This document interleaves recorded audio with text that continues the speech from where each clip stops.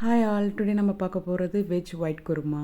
உருளைக்கிழங்கும் கேரட்டும் தனியாக வேக வச்சு எடுத்து வச்சுருக்கிறேன். ஒரு கடாயில் எண்ணெய் ஊற்றி 2 பட்டை 2 கிராம்பு போட்டிருக்கிறேன். 2 பெரிய சைஸ் வெங்காயம் கட் பண்ணி உப்பு போட்டு நல்லா வதக்கிக்கோங்க. பச்சை மிளகா போட்டு நல்லா வதக்கிட்டு 2 டீஸ்பூன் இஞ்சி பூண்டு பேஸ்ட் போட்டு நல்லா வதக்குங்க.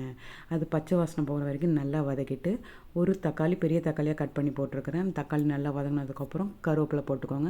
நல்லா வதங்கினதுக்கப்புறம் இந்த கிரேவிக்கு தேவையான பேஸ்ட் பண்ணணும். அதுக்கு ஒரு மிக்ஸி ஜார் எடுத்துக்கோங்க. கொஞ்சோண்டு தேங்காய், ஒரு 6 முந்திரி, சோம்புக்கு ஒரு 2 ஸ்பூன், காரத்துக்கு 3 பச்சை மிளகா, கொஞ்சோண்டு பொட்டுக்கடலை நல்லா ஃபைன் பேஸ்ட்டாக அரைச்சிட்டு இந்த கடாயில் ஊற்றிக்கோங்க. இதுக்கு தேவையான தண்ணீர் சேர்த்துக்கோங்க. உப்பும் பார்த்துக்கோங்க. நல்லா கொதித்ததுக்கப்புறம் நம்ம ஆல்ரெடி வேக வச்சிருந்த காயும் இதோட சேர்த்து மிக்ஸ் பண்ணி நல்லா கொதிக்க விட்டு இறக்குனீங்கன்னா சூடான சுவையான ஒயிட் கிரேவி குருமா ரெடி. இது சப்பாத்திக்கு சூப்பராக இருக்கும், தோசைக்கும் நல்லாயிருக்கும்.